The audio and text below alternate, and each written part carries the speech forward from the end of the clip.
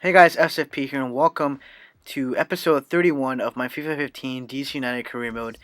And this will be the last game of the second season that I'm playing now, guys. And for those of you guys who know, this is the MLS Cup Final against Real Salt Lake.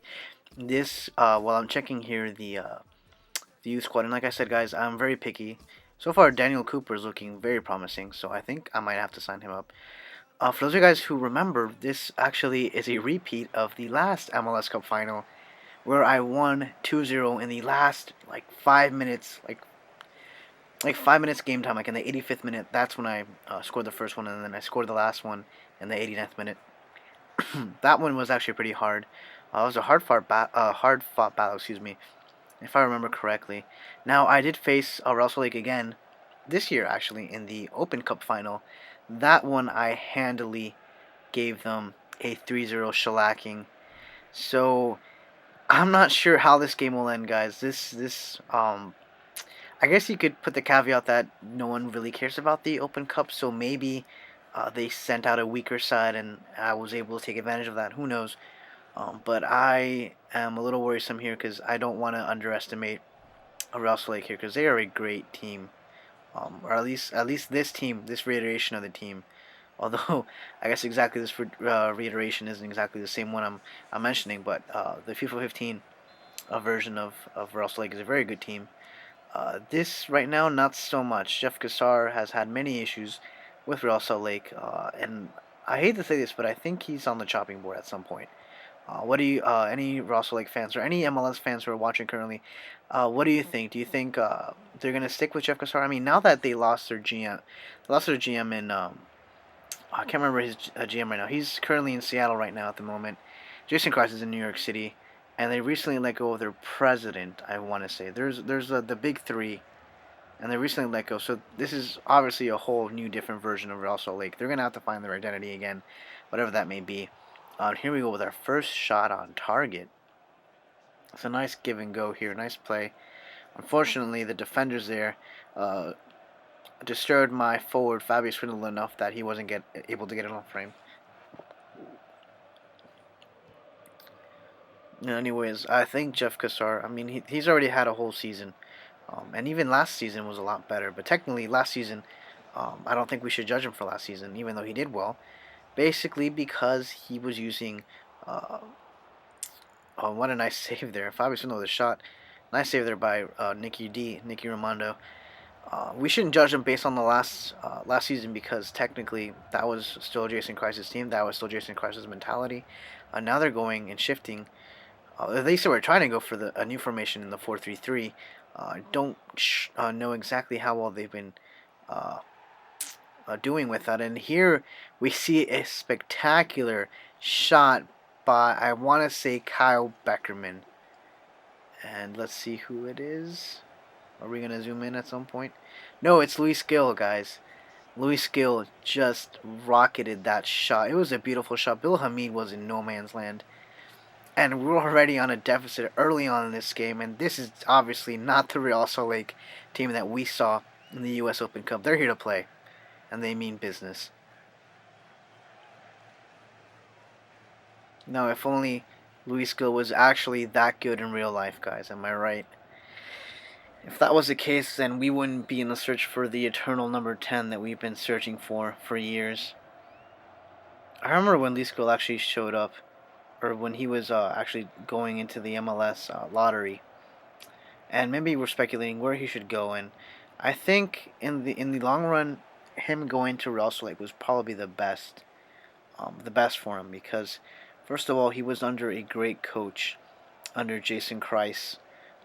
He would assume mentored him very well during his development years, and second of all, um, I guess going on with Jason Christ, he slowly integrated him into the team. It wasn't basically he wasn't thrown in deep water and seeing whether or not he can swim. That's probably what's best because for youngsters, it's the whole morale. If the morale's low, then that's gonna hinder their progress, their progression. At least that's what I think. And so the fact that he was brought in slowly, I think, was a benefit, unlike what Freddie Adu did, or that whole situation where he just played up straight up front, which he had certain success, but then his ego kind of got to him, which I don't know if Luis Gill actually has an ego. I haven't seen it, but then again, it's not like I've been focused 100% on Luis Gill. So if any of you guys RSL fans know, I guess give me your thoughts on Luis Gill. Does he have an ego? Obviously, if he does, it can't be bigger than Freddie Adu's. But anyways, I guess the second reason I thought the move to Russell Lake for him was probably for the best was because, and depending on I guess how you would RSL fans would take it, you guys are a small market. I don't know if that offends you guys, if that diminishes what you diminishes you as a club. I don't personally I don't see it, but then again, it's not my team, it's not my fan base, so I'm really not at liberty to say how it would affect me personally. I guess with DC United, technically they're a big market, or at least they're potentially what could be a big market.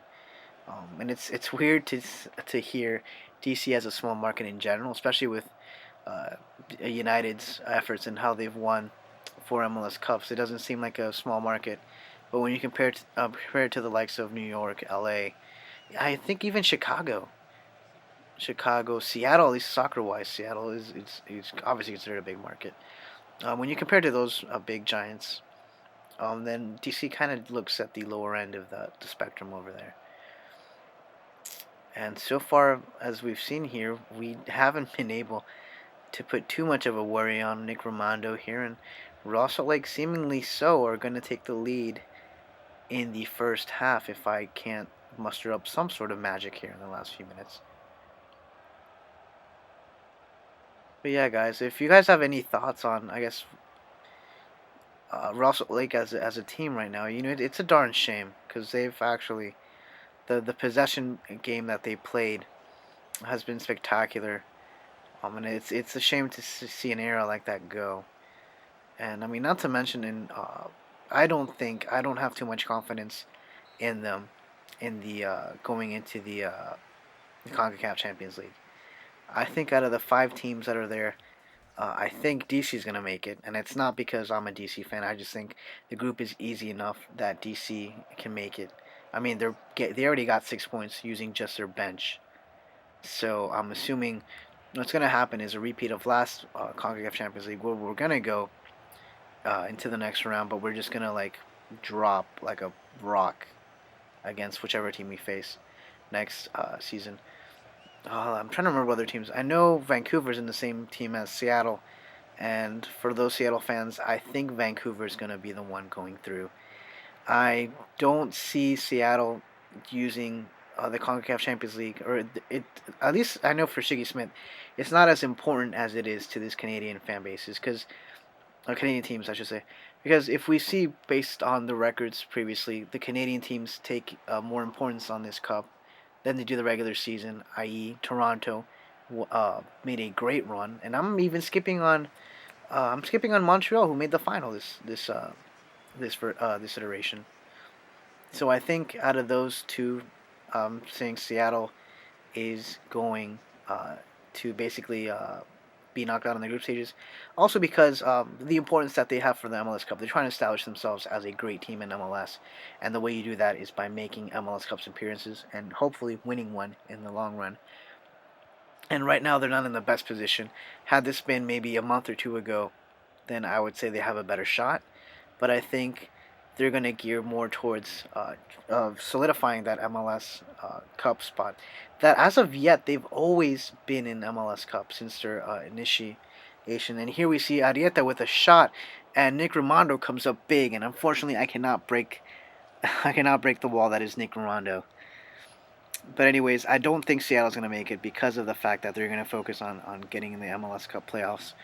And it's something that they haven't missed since their inaugural season, and I don't think they're planning on missing an MLS Cup anytime soon.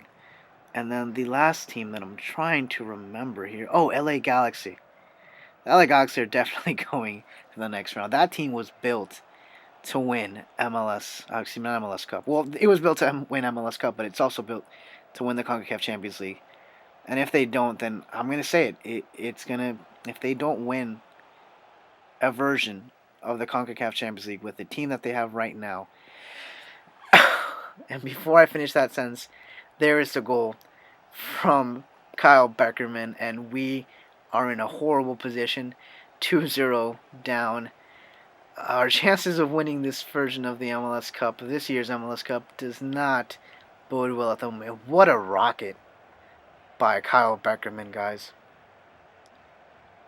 That's a deserved 2-0. They've been playing better, to be honest. They've been playing way better than we have this season. And I'm gonna make a couple changes here now because I didn't want to make a change previously because just in case we actually got to overtime, I wanted to use my subs in the allotted time there of overtime. But now that I'm on a 2-0 deficit, I have to go for the win. I have to make the changes. Anyways, like I was saying, LA Galaxy, if they don't win some version, at least in my opinion, if they don't win the CONCACAF Champions League, I don't know if it's this year, next year, then I'm gonna say it's a what's the word I'm looking for? It's a disaster. There's a strong word for disaster that I can't think of at the moment, but it would be a disaster because that team, with the guns that they have, you got Jazzy Zardes, Robbie Keane, Stevie G, Steven Gerrard, the legend, the Liverpool legend, Giovanni Dos Santos. I mean that packs a wallop, and I'm not even mentioning their underrated players, the players that don't get mentioned. Excuse me, as much or as often, which is like the likes of Sebastian Lletget, who's been, I think, the signing of the season for any team in general. I think the impact he's had just getting into the team has been remarkable. I don't think we've seen this type of immediate impact in the league in a long time. And then obviously you have old school picks like Juninho, who uh, performs very well every game that he plays for when he suits up for the LA Galaxy. Then you have the likes of Robbie Rogers on the left flank. I mean that team is, and Omar Gonzalez. I can't believe I overlooked him. Omar Gonzalez, um, the U.S. international center back. This is a very packed team, guys. So they're my favorites to win MLS Cup this season or this year. Anyways, continuing back on the game, which only for 5 minutes. And I do apologize for, I guess, going in a rant here. I figure for these, oh, what a nice shot there by Arrieta. I feel that for these games, for the MLS Cup final, I like to show the whole game. And obviously, commentating for that long of a run isn't exactly my best or my strongest suit. But I do like to drop in a couple knowledge. I like to converse with you guys. I like to see what your opinions are. And so I guess that's kind of what I've been doing with these MLS Cup finals. That basically I'm showing you the whole game here because typically I just show you the highlights, and highlights can be misleading. That's the thing about it. You know, you think a team dominates just based on the highlights, and that is a horrible tackle. I'm hoping I can at least draw one goal back here, guys, and kind of retain some of my honor here. And Kyle Beckerman is obviously not happy. And anyways, like I said, commentating for that long is not my strong suit, and I want to show you guys, I guess, the whole gameplay, just because I want you guys to get a feel for, I guess, the way I play. Like I said, highlights can be misleading. Um, I'm obviously not the best at it, as you can see um, by my gameplay here, which is why I'm still in professional. But like I said many times before, I'm gonna bump up to world class next season with DC. And here, obviously, we're destroyed. We're distraught by the loss that we just got handed to us. But we're also like in our own stadium of all, of all things. And so that's it for this season, guys. Um, that's it for the, like I said, that's it for the season. My God, I'm just so bummed right now. Um, but yeah, we're gonna see them celebrate here, and the captain, Kyle Beckerman, who solidified their victory with the second goal in the second half, will have the honor of lifting the MLS Cup trophy in our own stadium. And that's it. There are your 2015 MLS Cup champions, Real Salt Lake. That makes it their second trophy, if I go by their previous trophy, which they won in '09, I want to say. And it's joy for them as well. I guess we could have either had the U.S. Open Cup or the MLS Cup. I don't think we have both, and this ruined what could have been the perfect season. in the sense that I would have gotten all 3 trophies. I would have gotten the treble, which is what I was going for. Unfortunately, it's not meant to be, guys. And there it is. We're also like MLS Cup champions. And before I let you guys go, I think the video is not done yet. I'm gonna show the last the squad reports here for my team. Let me see the prize money, which is not going to be a lot. Let's see, which like I said, $132,000 for getting second place. That's shit money, guys. That is shit money, and I'm hoping EA at some point fixes that. I'm not saying make it like 3 million or 4, but at least make it a million. Make it a solid million. I'd be happy with that. And I guess I'm not showing you my squad report. I'm just going through by the performances here. You're gonna do the yearly assessment of my progress. Let me see here the squad report that I was mentioning before. And it's a quick one because I believe I was so pissed that I just wanted to get this over with. And so I'm just uh, showing you my squad report. Jalen Robinson hasn't grown as much as I would like him to have done. Not as much as Lisa's Martin Coleman has been growing really well. And that's the end of the season, guys. Apparently we had a super season and they've been satisfied with our performance. So I'm just going to simulate this for so we could set up the next season. And I'm going to make a couple of different changes here, guys. I think I'm going to try to make these daily at some point. But in order to do that, I will probably have to limit the games to 2 games per video. I'm still trying to tinker with that, but we'll see about that. I'll let you guys know in the video, obviously. But I do want to shorten these videos because apparently they're too long. Anyways, that's it for this video, guys. Thank you for watching.